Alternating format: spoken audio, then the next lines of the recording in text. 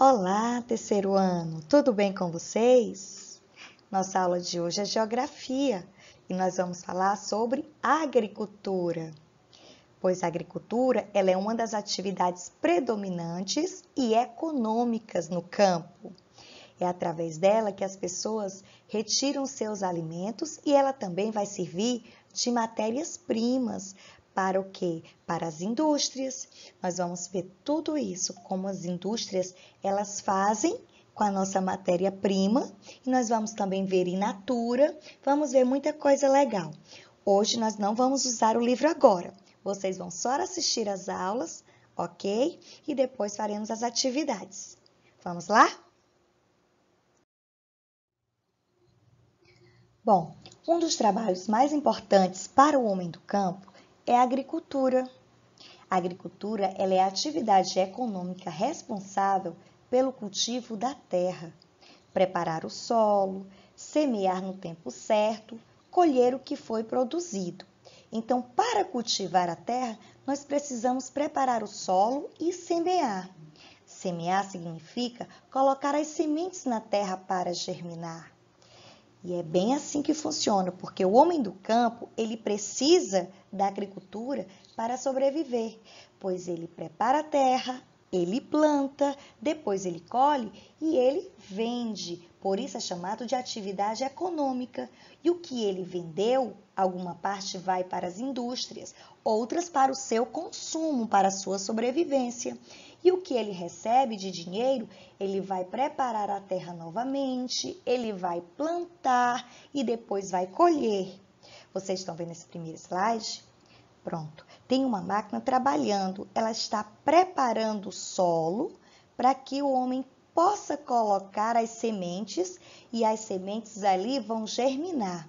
Já no segundo quadrinho, vocês estão vendo alguma parte dos homens plantando e outra já colhendo. Essa colheita, ela é feita justamente para o quê? Para a sobrevivência do homem do campo. Por isso, faz parte da sua economia. Bom, a agricultura é uma das atividades que mais depende da natureza. Longos períodos de chuva ou seca interferem na produção agrícola, ou seja, a agricultura ela é a própria natureza. Ela precisa do sol e precisa da chuva. Porém, se tiver um longo período de chuva, se o inverno for longo, ele vai acontecer o quê? Vai acontecer que o solo vai ficar encharcado, muita água, e as plantas vão morrer, não vão desenvolver. E o sol, por que a natureza? Porque as plantas e até nós mesmos precisamos do sol. O sol, ele traz as vitaminas, ele traz a fotossíntese que as plantas precisam. E através da fotossíntese, ela traz a clorofila, que dá a corzinha verdinha das plantas. Mas também, se tiver um longo período de seca, muito sol e não tiver nenhuma chuvinha, ela também vai morrer de sede, ela vai morrer seca. Então, nem muito sol, muito período de seca e nem muita chuva, longo período de chuva. Entendeu?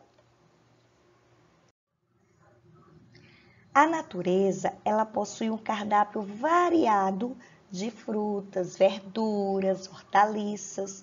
Então, a maçã, ela é um alimento produzido pela agricultura e que pode ser consumido in natura, isto é, sem passar por transformação na indústria. Você sabe o que quer dizer in natura? Ela é uma palavra latina que quer dizer na natureza. Então, quando você pega uma fruta ou uma verdura e você come ela natural, significa que ela é uma fruta ou uma verdura in natura, tá bom? Eu vou dar mais exemplos aqui, ó. Olha só. Exemplos de produtos agrícolas consumidos in natura: hortaliças, legumes, frutas e outras mais. Vou dar um exemplo melhor. Quando elas são produzidas lá no campo, que o homem do campo planta e depois colhe a maçã, a laranja, o abacaxi, a banana. Então, esse produto ele vai in natura até os supermercados ou as feiras. E aí nós podemos comprar ela in natura, significa natural, que ela não foi passada por nenhum processo químico. Ela não foi para as indústrias para ser processadas. Significa que elas estão do jeito que veio da natureza, tá bom? Ah, deixa eu dizer também, in natura também pode ser de origem vegetal e também de origem animal. Tipo assim, animal, o leite da vaca. Quando bebemos um leite da vaca retirado da própria vaca e ele não foi para as indústrias para ser pasteurizado ou fervido, nós estamos bebendo um leite in natura. Deu para entender um pouquinho? Agora eu vou explicar para vocês os produtos agrícolas transformados em alimentos industrializados, certo? Muitos produtos agrícolas podem ser consumidos como alimentos industrializados. Como assim? Preste bem atenção. No slide anterior, eu falei sobre os produtos in natura, que são aqueles que são produzidos no campo e uma parte ela é enviada aos supermercados ou às feiras e a gente pode comprar e poder consumir a fruta ao natural, certo?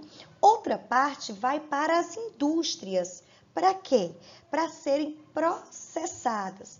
Elas serão transformados em alimentos que podem ser consumidos industrializados. Exemplo, a maçã ela pode ser consumida na forma de suco fabricado pelas indústrias. Vocês já viram esses famosos suquinhos? Tem vários suquinhos que a mamãe compra para a hora do lanche. Tem esses suquinhos de caixinha. Esses suquinhos são industrializados. Significa o quê?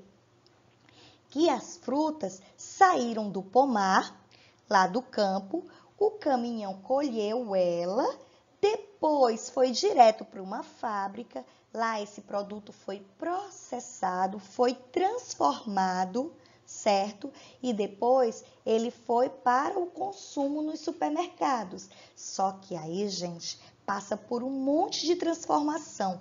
Tem muitos produtos químicos que é colocado para poder ser conservado. Tem geleia, tem o que mais? Tem sucos de caixinhas, tem polpas, tudo isso industrializado não é in natura, não é natural. Veio da natureza, mas ele passou por transformação, tornou-se produtos industrializados. Eu vou dar exemplo de alguns alimentos in natura, processados e ultraprocessados. Que é isso? In natura, vocês já devem estar sabendo que é aquela fruta que vem da natureza, não é isso? Que tirou da horta, do pomar e veio para a nossa mesa ao natural. Não passou por nenhum processo de indústria, de fabricação e nenhum produto químico, certo? Porém, uma fruta, se ficar muito tempo também, ela vai amadurecer e ela chega até a apodrecer. Porém, tem que ser consumido no tempo certo, nem muito verde e nem tão estragado, né? Olha só, processado do abacaxi, eu tenho uma latinha de conserva de abacaxi. Pedaços de abacaxi tem dentro dessa latinha, porém ele passou por uma indústria, tem produtos químicos para conservar. Ou como vocês acham que vai ficar tanto tempo no supermercado, nas prateleiras, fora da geladeira? Com certeza passou por algum processo, não é isso?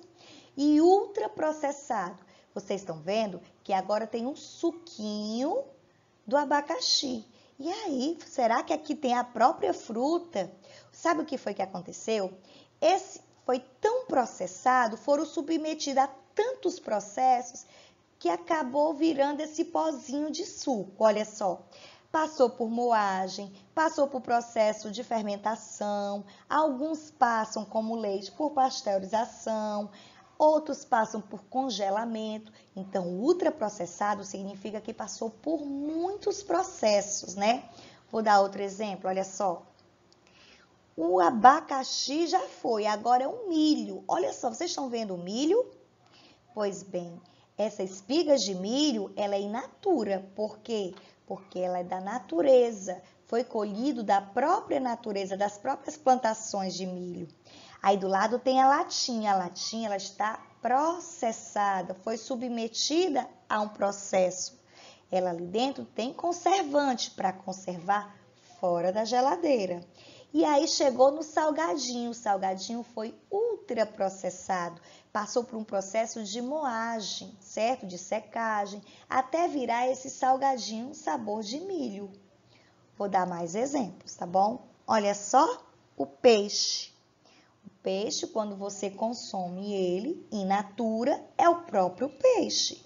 Aí tem aquela latinha de sardinha que a mamãe vai lá no supermercado e compra. Essa latinha de sardinha, ela também tem processos químicos, porque para conservar essa latinha vários meses no supermercado fora da geladeira, algum processo ele sofreu, né? E olha só, um empanado de peixe também foi ultra processado. Deu para entender um pouquinho sobre alimentos in natura, processados e ultraprocessados? Pois bem, as próximas atividades que vocês vão fazer vai ser no livro, tá bom? Beijinho e até a próxima!